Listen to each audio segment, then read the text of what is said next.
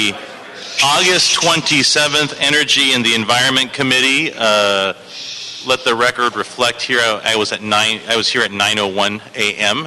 It is now almost 9:20 here, and we are encouraging our colleagues of the Energy and Environment Committee to make their way to room 1010 so that they would have the benefit of hearing this presentation. With that, Mr. Prieto, let's begin with items 1 and 2, since they are joint. Let's hear them jointly as much as that they pertain to the similar matter. Certainly, Mr. Chair. Item number 1 and 2 both relate to DWP Customer Service Information System, the status reports on each of those. Item 1 specifically relates to the customer callback feature and its status and its efforts to address customer service concerns. Very good. I'd invite staff, and good morning, General Manager Edwards, to come forward and give us the update per the motion. And I think what would be helpful for me and those for who are listening is to give us a succinct chronology of sort of the customer service system rollout and where we are today. I think that's important. It appears that you have a presentation here. Maybe it's in there. Very good. Good morning, sir. Marcy Edwards, Los Angeles Department of Water and Power. We went live, I believe, in September of last year. Since that time, I think we've made a substantial amount of progress. We're billing at a very high amount of accuracy as well as timeliness. We're continuing to have some challenges with call volume. This coincided with our summer bill season as an example, so we're still wrestling with volume issues. We still have some weaknesses, and we're trying to stabilize the billing system further, but our estimated bills are significantly down. Our delayed bills are significantly down. We're projecting reductions in call wait times across the next couple of months. So the short story is we believe we're well into the stabilization period, and that's going to continue. Very good. And so to me it seems like we've had, there isn't a sort of a linear progression necessarily with any of this stuff. There's bumps in the road as we proceed, and sort of the more visible bumps were, in my opinion, sort of when the bills weren't going out, when we had the undercollection, when we had sort of the very long wait times. And the reason I think that Mr. Englander and the committee asked for this update is twofold. I know that you all have been working diligently and meeting every other week as working groups to give us the information as to where you are, and that's been very helpful, and I appreciate all of that. But it seems as if there's a slippery slope here that it feels like we're beginning to slide back down a little bit, at least as it's reported in the media in terms of sort of wait times and our inability to effectively call customers back. And I think this is an opportunity for us to sort of understand exactly where we are here and if there's any ways for us to mitigate slipping backwards here in that process. So I do appreciate the update, and I'll be quiet now to sort of understand where we are precisely at this moment. Within the presentation, we will speak to the callback function. The one thing I want to mention, though, and you touched on it yourself, is the nonlinear nature. Rollouts of the size of the conversion that we made typically take 18 to 24 months to fully stabilize. One of the challenges we have had is that, again, when it coincides with summer billing periods, it coincides with a large influx of our renters coming back for school. So the increased call volumes are not necessarily an indication of sliding backwards in terms of the continued remediation and stabilization. It's more a short-term blip that reflects the nature of our business, and we'll touch on that in greater detail. I think with that, gentlemen, you probably covered slide 1 of the presentation, and we can continue to move forward. Rand? Good morning. Randy Howard. I'm the Senior Assistant General Manager of the Power System and Customer Services. So we're going to take you through a presentation that we put together. But before I get into some of those details, I do want to cover some of the concerns raised in the motion by Councilmember Englander. And one of the concerns was related to a feature on callbacks and the ability for a customer to call in, and instead of waiting for a call center representative to answer the call, that they could leave their information and then we would call them back. We did look at that system closely. We've identified in our working team of city officials on that feature, because what we determined through the metrics was when the feature is on, for anybody that chooses to just wait instead of receiving a call back, they keep getting bumped in the queue. And what happens is it bifurcates our call center in a way that it directs calls for the callback feature to a certain number of call center reps. Mr. Howard, can you repeat that again, just because I think that's an important thing. So the queue is established how with the callbacks, and say that for us again. So when we turn the feature on and customers start utilizing it, it initially queues them as if they were waiting for a call center representative to pick up the phone. But what tends to happen from the metrics we've looked at is it tends to start bumping back those that choose to wait on the phone versus receive a callback. And they were starting to get more excessive times. So we have turned the feature back on, and it's on from 7 in the morning till 1 p.m. And at 1 p.m., we've been shutting it off. One, because we want to make sure we have sufficient time through the day to call everybody back that wanted a call back, but also to ensure that we didn't back up any of those that choose to wait on the phone. We continue to work with the vendor for that product to see how we can do a better job of directing the traffic that comes through our voice recognition system. But right now, that seems to be the most efficient in all the metrics we've looked at. When we've looked as well on the days that we use the feature, our number of abandoned calls, people that choose no longer to wait, it's much higher. So those that choose to wait on the phone end up with a longer duration of wait time, but we also have a higher abandon rate. So we continue to work with the feature. But we know our call center reps really appreciate it. Our customers appreciate the feature. So if they call us from 7 to 1, they can utilize that feature. At 1 o'clock, we're shutting it off at this point. As we get more call center reps, which, jumping ahead a little bit, we have 37 new department employees that will start on the phones this Friday. Huge increase for us. Should have a very significant impact on our call wait times. As we see the call wait times coming down substantially, we can turn the feature on all the time.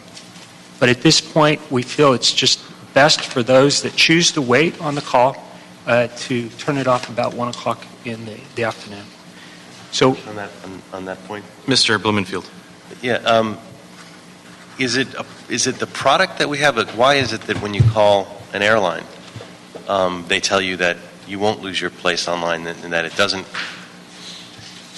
that they don't seem to have this problem?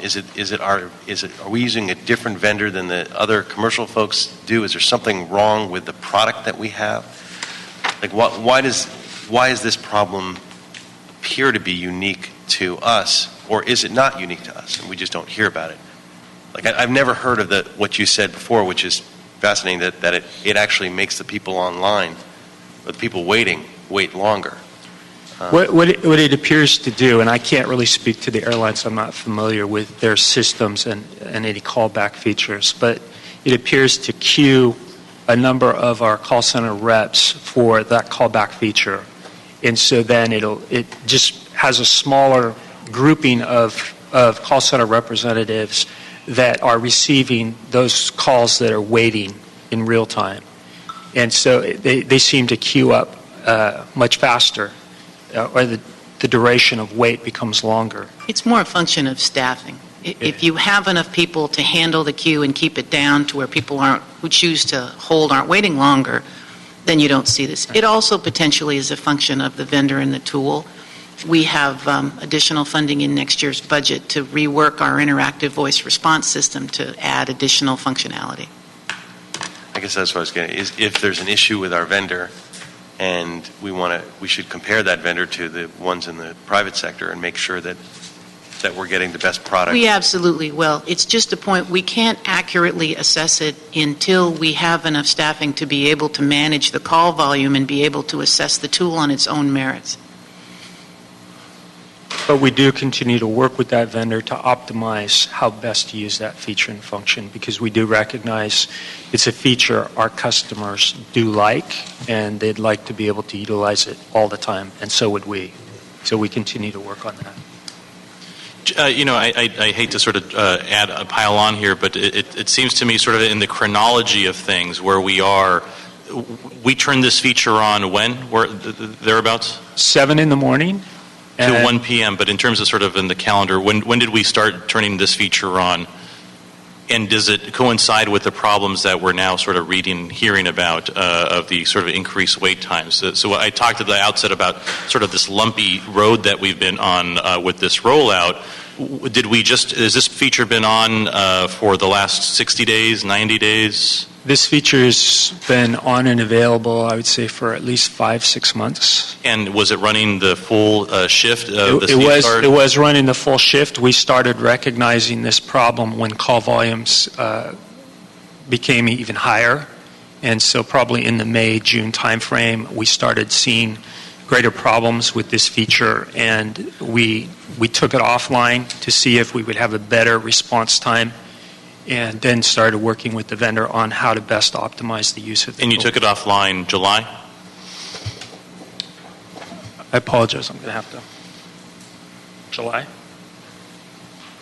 And the reason I ask is I think it's important because that's when we're seeing sort of the uptick in sort of there's I think a certain amount of elasticity in how long people are willing to wait, and it seems like in tail end of June, July is when we started hearing about. But I think what you saw more in June and July is we typically have most of our colleges go for summer break. We have very high volumes of people turning off service. We also have a lot more of our customers changing service because we have about 600,000 residential customers that live in multifamily dwellings. We have a lot of movement that occurs. So June and July are very heavy months. We see that again in August and the beginning of September when all of our students come back to start classes. They're turning on service. So it's a very, very busy time for our call center. The volumes of calls goes up substantially during this period of time. So you've got a naturally busy time, and then you've got an inefficient system that's not working properly, so that just compounds the problem. So the wait times, instead of 45 minutes or whatever was sort of reasonable and tolerable, now we're reading about sort of 2-hour wait times. And the reason I'm sort of persistent on sort of when we knew it, because now you all are feathering the system to sort of deal with that sort of additional queue load that you've got. And I think that helps inform at least this committee and hopefully the public that the next couple of weeks, especially with the advent of 37 more CSRs, it seems like there'd be an opportunity here to really get a hold of the situation. And ultimately, I think the sort of looking back to see sort of where the problems were, whether they were vendors, whether we did the right thing, that's going to be terribly important. But I think what's sort of foremost in the motion in this committee's mind is, can we say that in September we're going to have drastically reduced times? Are we going to have the ability to be able to batch the work in a way? Can we get a contractor to help us? Because we're at a year's time now from when the problem started, and understanding that rollouts take 16 to 18 months. This rollout is very untypical, it seems. And so that's why I'm persistent about the time frame here, because it feels as if we're coming back with whether it was under collection, whether long queue times, not enough CSRs. Now we're dispatching, it seems like everything. When can we say that we're going to feel a little bit more sort of ease for those folks who are waiting? Prior to Randy's answer, I want to add a little bit more in terms of context, because the perception of the linear nature, I don't want to leave necessarily that impression. The 37 CSRs, while extremely welcome, we need to certify another 100. And those can take anywhere to get them minimally functional from 10 to 12 weeks. So you won't see a slow, steady improvement. You'll see a significant improvement when the 37 hit the floor. Then we'll start, depending on call loads and volumes, pulling them back up to try to complete their training. We'll lose how many of the emergency appointments at the beginning of the year? So we were able to get the emergency appointment CSRs extended through February. So the beginning of February, they'll be on board with us until that point. So roughly 35 will disappear at that point. So it isn't as if we get staff on and then we're able to add staff. They're peeling off basically at a substantial rate as well. So it will continue to be lumpy. We're projecting September, October call wait times in the 15 to 30 minutes.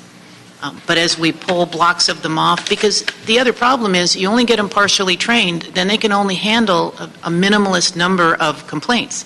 So then customers have 2 or 3 or 4 touch points. And that adds to the call wait time and the lack of productivity. So you need to get them trained to the extent that they can handle the majority of the type of calls that come in. And I recognize that I'm probably jumping all over your presentation here, but to me it seems that there's got to be a way for us to batch the work to look at the most significant sort of problems. So, for example, the touch points of 2 or 3, a minimally trained person, there's got to be a way for us to batch the work and bring in some third-party help if we have to, if we don't have it in-house. If the ramp-up is 12 weeks, there's got to be a way for us to expedite that solution. There are external call center firms that we could outsource simplistic work like starts and stops, which is fairly prescribed. Or conversely do that, right. Exactly. That would be significantly advantageous to us and allow us to use our staff better across the short term while we staffed up.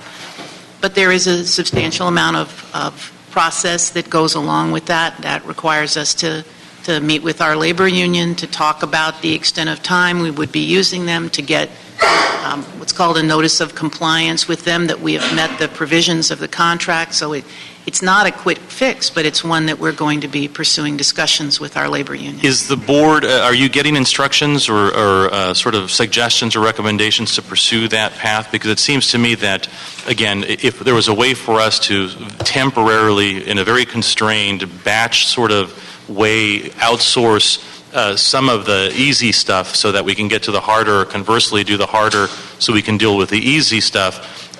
I mean, it seems to me that's within bounds of the rate base, because we're losing productivity, and certainly we can't account for the productivity that we're costing the residents of Los Angeles. Right. Are you getting instruction from the mayor's office, the board? Our board, as well as the mayor's office, follow this very incrementally and provide us with a host of suggestions and encouragement. But staff as well has continued to troubleshoot and float the varying ideas. It centers around getting the phones answered, getting the estimated bill problem finalized, getting delayed bills handled. It's only in 4 or 5 buckets, and we have a variety of strategies we're working through. My only point is that you won't see a linear improvement. When we get the large batch of CSRs trained, a number of them are going to have to go into the bill management function and maybe won't be available for phones.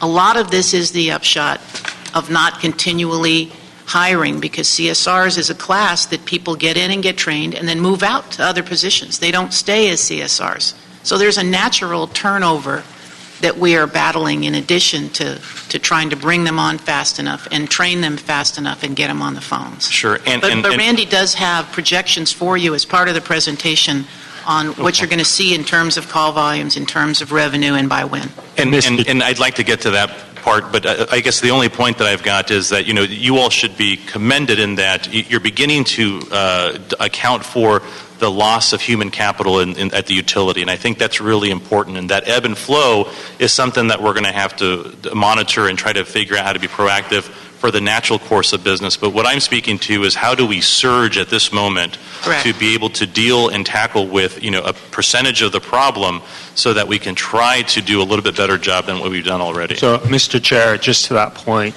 we did recognize that was a potential mitigation measure that we should take advantage of, and so we did go out quickly, issued a request for proposals, received a number of proposals from very viable U.S.-based entities that are familiar with this billing system and the billing engine itself, so the training would be minimal or not very extensive. And as Marcy points out, we could quickly deploy some functionality, maybe just starts and stops to them to relieve some of our needs. And as she points out, we are in a phase, so we have selected an entity. We're in the phase of working with labor to get that recognized, and then we'll take that to the board as quickly as we can, because we do want to get them on board to help us with those peaks that we know will still be in front of us. And we need to have a supplemental call center anyhow. It's just good business practice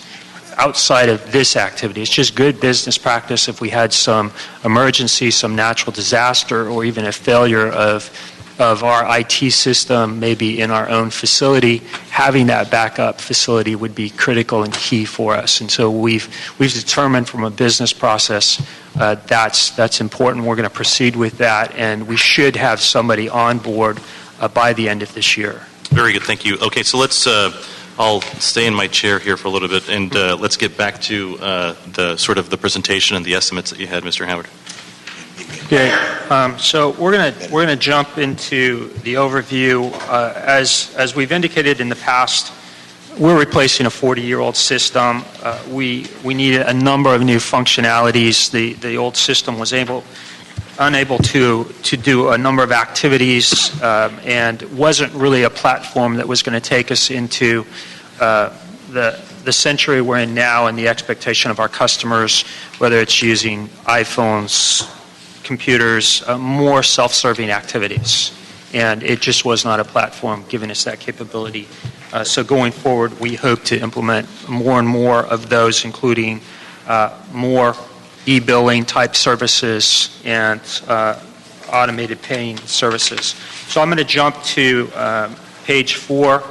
We've talked already about some of the increased staffing activities. Those are actions we've taken. We've hired a number of meter readers. We're reading every meter that we can get access to. The only ones we're not reading at this point are those where there's locked gates, fences, or animals that would prevent us from reading those meters. And then we're even working on more automated meter systems for those locations to try to get every single meter read as an actual read instead of an estimated read. We are addressing a number of those billing system issues related to potential billing errors and approach. We did initiate our collections activity for all commercial. That is fully up and running, and we initiated collection efforts for our residential. It has improved our cash, and you'll see that in our collections activities. Our bills now are much more timely. There are substantially less estimated bills going out the door at this point. But as indicated through several of our comments, there's still a lot of work to do. We are not done. We recognize it. We know a number of our customers are still quite frustrated with us. We have a lot of work to do to improve those relationships.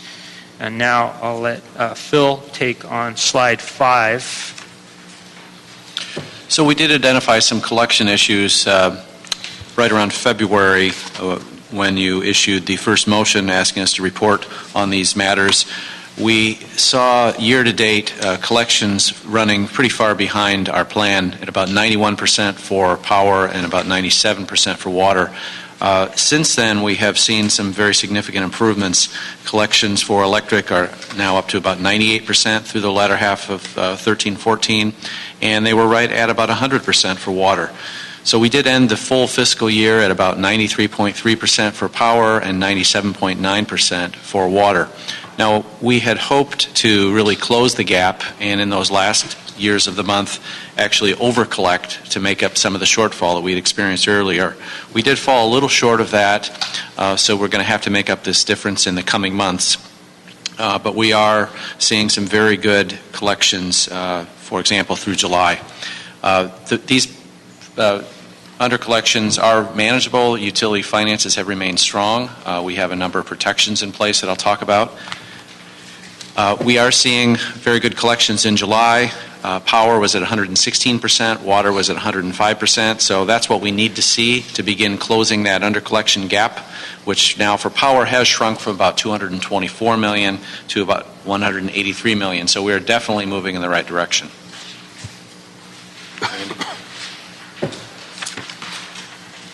So So as to estimated bills, this was a significant problem. You'll recall back in November and February, we peaked at about 22% of our bills were actually being estimated. So many of them, we had actual meter reads. The system wasn't accepting those. It was kicking them out, and then an estimate was sent out. The estimates were being done, in many cases, off of system averages, so customers were getting, on these estimated bills, very high or very low bills, depending on what their normal usage was, and that was creating a lot of calls, a lot of concerns, and customers just unwilling to pay because they just didn't accept it as being accurate, and it wasn't. So we have put a huge emphasis on getting the actual meter reads, getting them in the system, and getting the system to accept it. We've worked with the software itself to toggle the highs and the lows so it would accept actual reads.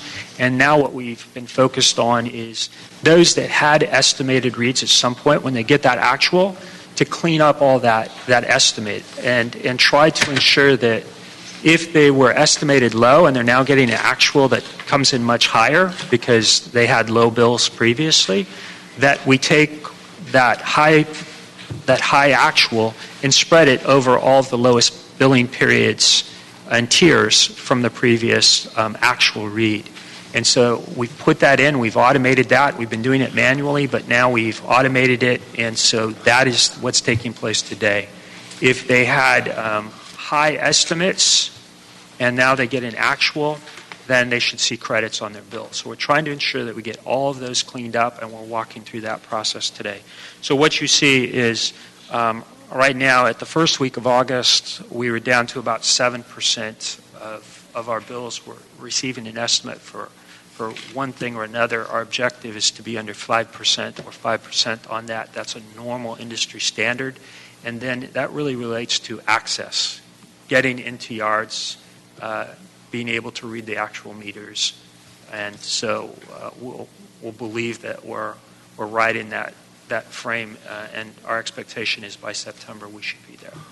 The takeaway from this is that anyone who got an estimated bill, we end up canceling and rebilling based on what the meters actually read, so that they have an opportunity to be fully trued up and billed for a period of time, even if it may be multiple months, but that reflect an actual read on one end and an actual read on the other. So at the end of the day, they pay basically based on their consumption. So getting this cleaned up was very significant in helping reduce some call volume that then allowed us to work on collections. And so we think we're getting this to a manageable level. Does the tier system, how do you deal with that complication? So the objective would be ensure, without knowing, because there were estimates previously and then we get an actual, is take the actual and spread it, do a cancel and a rebill from the last actual. And what you do in that case is then we just spread say it's energy, we'll spread it over the lowest tiers first. So we'll fill up every low tier bucket first at the least cost before we would fill a higher tier bucket. So you do it in favor of the constituent. I apologize. Yes. Yes. Mr. Labange is going to forgive you, but he'll be next, yes. It was sort of the follow-up on the question he was asking. And so the reverse, when you're getting a credit, you also do it in the constituent's advantage. The objective is to always do it in the advantage of the constituent. We fill up all the low-price tiers first.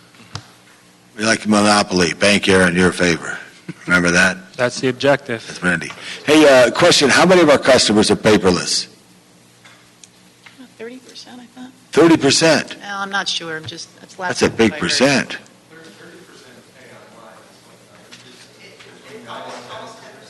The difference between paying online and whether people still want a paper bill in the mail, a lot of people pay online, but they still want a physical paper bill in their hand. Yeah, I got that. So 30% roughly pay online, 9% have gone fully paperless. Right. And the utilities across the state, how many use the satellite up there and just drive by in their little car? Oh, the radio frequency meters? We've been, a number of agencies do it. The challenge is the technology is iterating so rapidly, you don't want to strand a bunch of capital on any one system. Right. We have a tendency to use radio frequency meters in those places where we can't get access. Yeah. That's what Randy was alluding to Like Echo earlier. Park, Silver Lake, High Hills, Highland Park, old neighborhoods, Right. dead end Old streets. neighborhoods where you have back patios, back porches where the meters are located, and they might be locked and not accessible. Those are the ideal places. We'll make an appointment, we'll go out, we'll get one of those meters installed so we don't have to access that yard. What you find, because we have to go out and read water meters as well, is there's not necessarily a lot of efficiencies yet for us until we come up with a better standard on an electronic water meter. Because Send a note up to Cal Poly, San Luis, or Caltech or somebody. They'll come up with an idea. I got that. And let me just ask another question on the issues here.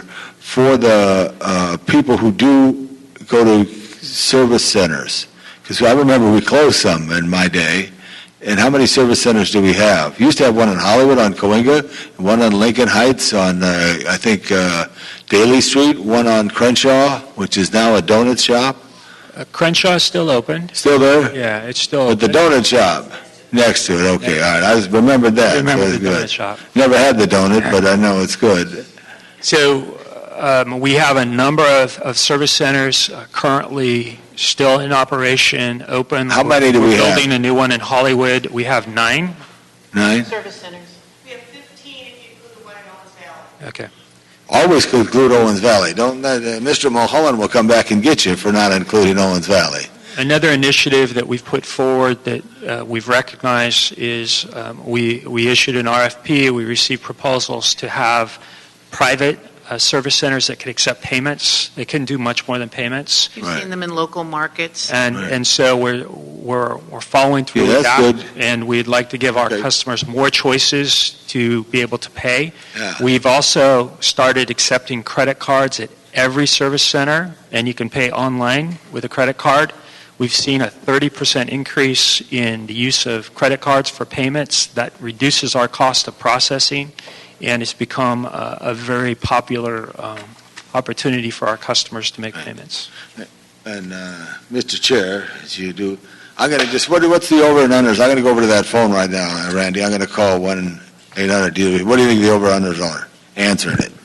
Today? Yeah, right now. Right now? Right now. For those who don't understand, the over-under is a proposition bet to figure out what the line is, what time, how long Mr. Labange will have to wait on the phone before. Yeah, the last week of August, you have college students It's 10 a.m. already It's working. before Now 1 p.m. He could have the callback feature, so you got to factor Yeah. that into the. And most college students are just waking up, so this might be the first call they make.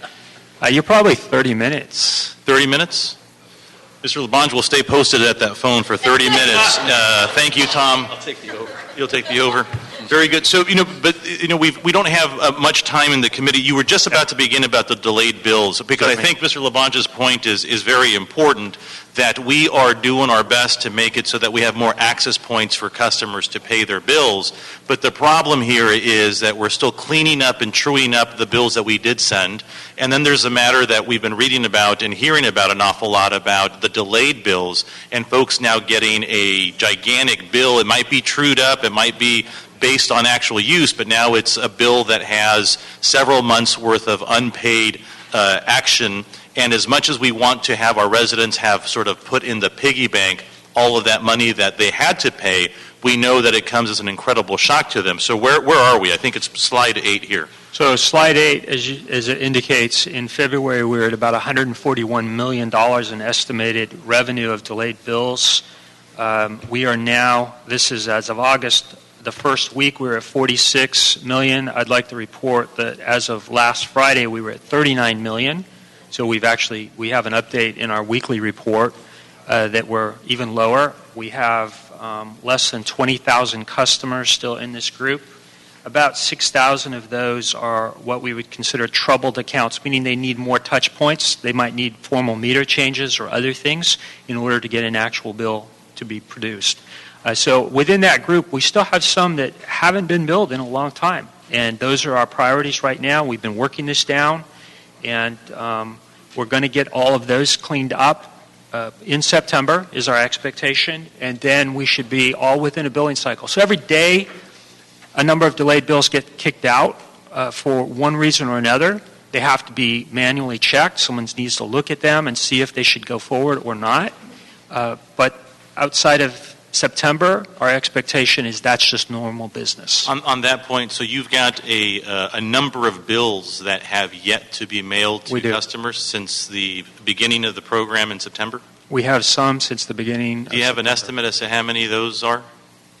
Not since September, but about 6,000 right now that fall into that category of an extended amount of time that needs some other touch point.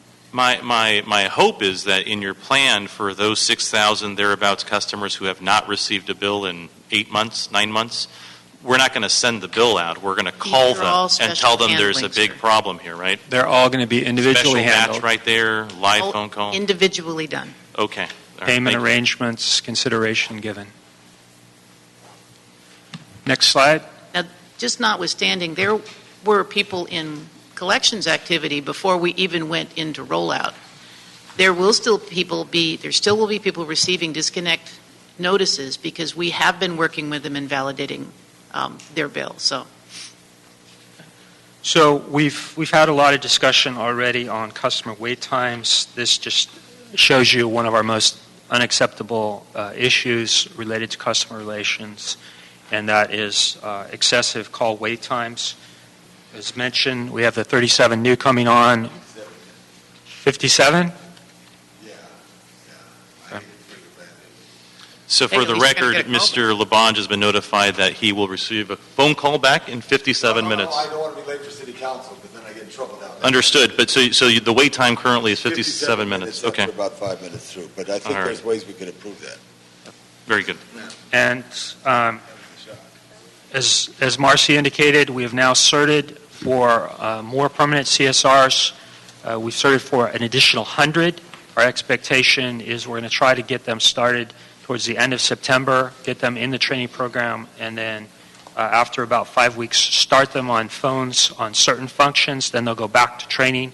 Our objective is Mondays are our worst days, so we're looking at kind of when our worst days are of the week. We want to bring these folks, get them on the phones those worst days, put them back in the training when the call times go down, and ensure that we do the most to optimize for our customers. Now, the downside, of course, is that they will not as yet be skilled enough to handle the range of customer calls, and so they may simply be able to take information and then follow up again separately. But it's all a trade-off between call wait times and productivity. So next slide. With respect to the cash under collection issue, this chart on the left illustrates that a good portion of the under collection is caught up in accounts receivable. So these have been bills that have been sent out to customers that they're awaiting payment. So we've seen our accounts receivable increase about $162 million from fiscal year 12-13 to 13-14. So the fact that bills have been set out, awaiting payment, and the delayed bills issue are the two factors that we had seen contributing to this under collection issue.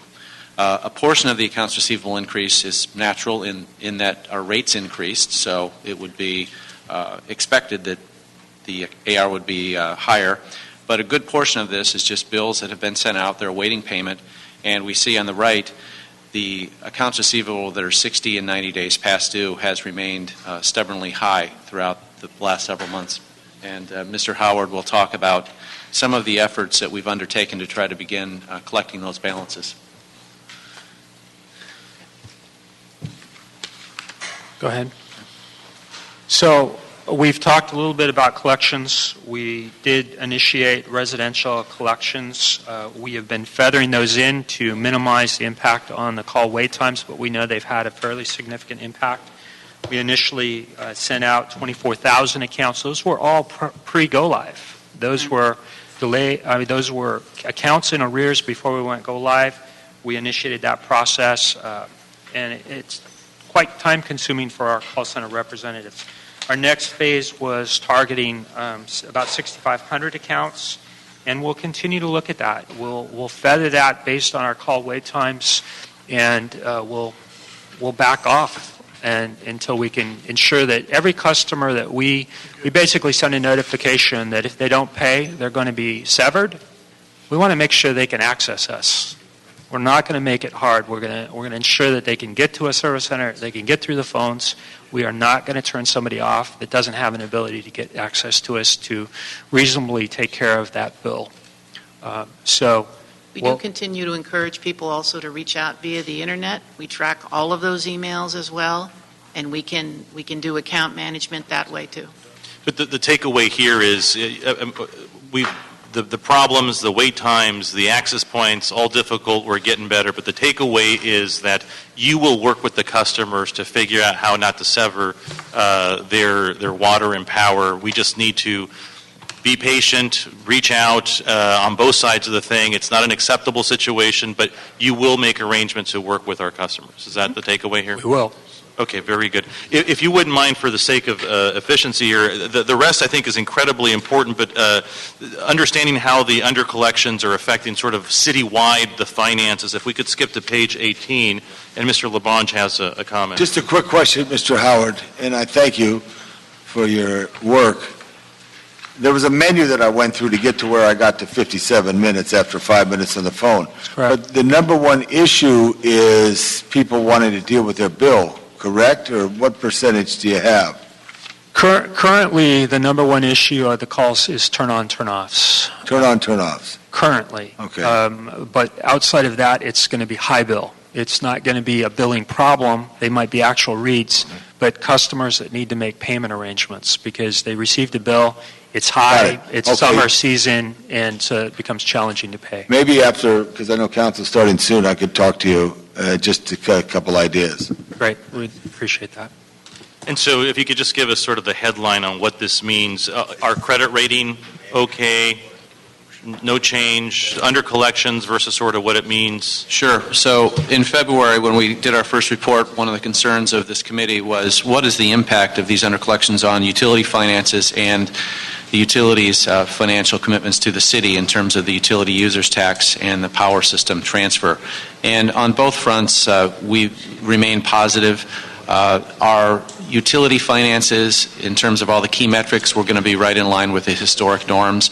And that's really because we have a number of protections in place to weather storms like this. We have substantial cash reserves.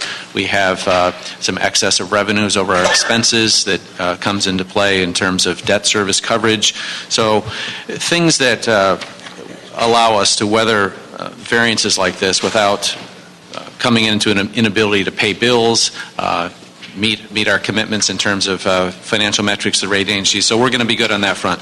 In terms of commitments to the city, we are going to continue on both commitments as well. On the utility users tax, we provided to the CIO and others an expected UUT amount for fiscal year 13-14 of $331 million, and we did remit that during the fiscal year. We made an estimate for this current fiscal year, 14-15, of about $350 million. So we're going to continue to track that. So we think we won't have any adverse surprises there. With respect to the power system transfer, we made the full payments in 13-14 that were expected. And with respect to the 13-14 results and the payment that we would make in this current year, we believe that will be in line with expectations as well. The power revenue transfer is based on accrued revenues, so not necessarily what's collected. So as long as we've provided the service to our customers and if the bills are still awaiting payment, we still make the full transfer. The other issue was, would we comply with certain financial metrics necessary to make the transfer in full? We've continued to do a number of financial plans and stress cases to ensure that we believe we'll continue to meet those metrics. So all is looking good on that front. Very good.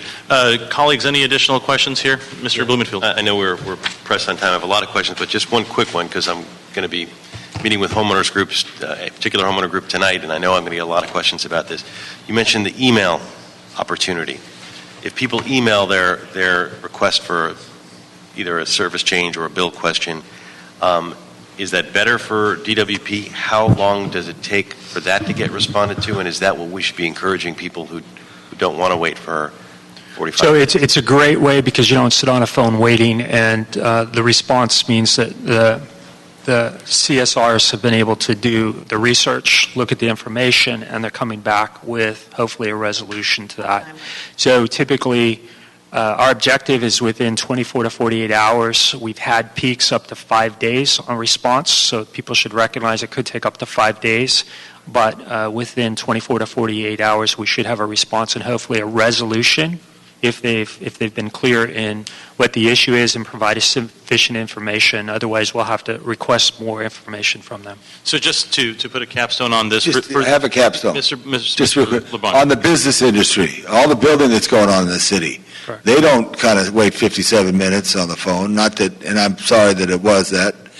How do they relate to DWP? If they're pouring cement and or need a service or So most pulling a line? of them go through new business activities. They don't necessarily have to go through the call center. They Got will it. go through our engineering groups for the new business or the construction. Very good. Okay, because we want to maybe follow that model. So just to sort of help us understand, if you are, there's a small percentage of people out there, it's very small, that are not getting a bill, what should they do? They can contact us and we'll work that out right. How do they get a hold of you for the camp? 1-800-RANDY-HOWARD. No. 1-800-DIAL-DWP is the call center. Email. There's a lot of self-serve functions. They can resolve a number of things themselves online, or they can walk into any one of our customer service centers. We have 2 upcoming bill resolution Saturdays. We're going to also offer a number of programs on those bill resolution Saturdays for energy efficiency, water conservation. We're going to have the full thing out there. So we'll be posting that online. We'll provide it through your offices as well. So there's a number of means they can get to us. Just notify us. We might not even know there's a problem. So if they notify us, we'll work with them on getting it And resolved. understanding that those questions add more time to the queue here, but if customers who receive a bill don't believe the bill is accurate or have some sort of question or problem, the wait times are still long, and we're working on resolving them. But they should try emailing you, expecting up to 5 days response. We're trying for 48 hours, or they can call you, and as Mr. LeBonge evidence, it might take an hour, might take a little bit longer, but if you call before 1 p.m., you'll get the opportunity to get a call back, so at least hopefully it's a little bit more convenient. But the point here is please be patient with the utility. We still are apologizing for this rollout. We're going to have more updates, and I've got some recommendations here, Mr. LeBonge, so that we can end this conversation for today and then have them come back. Yeah, just a little question. Thank you. We're not cutting anybody's powers off because they don't get in touch with you. We're giving extra. To the extent Yeah. that your bill has been validated, Right. we've had multiple conversations with you. Yeah. They're based on actual reads. Customers will experience disconnection if they continue to not pay, but Right. only when their bills are based on Continue to not actual pay, but at reads least and we've. have been validated. Yeah, But we've had we're working with the customer. Yeah. It's You're taking a little while to get to you all, but once you do, you'll make arrangements provided that that we settle those questions. So, colleagues, what I'd like to do is request that the Department of Water and Power report to the Council within 30 days regarding the following: the latest findings of the Department's internal customer information system assessment, including the system's performance, additional information on the improved customer helpline and stabilized callback feature, increased outreach of the electronic bill payment option and related electronic automatic services that improve customer convenience, and request the utility to continue doing what it's doing with the Bureau of Sanitation, CAO, CLA, Personnel Department, and the ratepayer advocate to continue to meet regularly as we've asked you, but to give us every 30 days some updates as to what's happening. And hopefully these 37 additional sort of CSRs will help us sort of shave those peaks a little bit, and we will see you all back in committee soon. Thank you, sir. Thank you. Councilmember Blumenfeld, we'd be happy to send some customer service staff with you tonight It'll if you'd pertain like. to number one. We'll send some customer service staff with you tonight if you'd like. Oh, that'd be great. Very good. There are no speaker cards. Woodland Hills homeowners. And for number 2, what is the action on that? Mr. Prieto, what do you recommend for? Mr. Chair, I recommend you forward both to council. You attach the recommendation you just indicated to number 2, and then a note and file to number 1. Very good. That shall be the order. Seeing no objection, that's the order. We are adjourned. Thank you.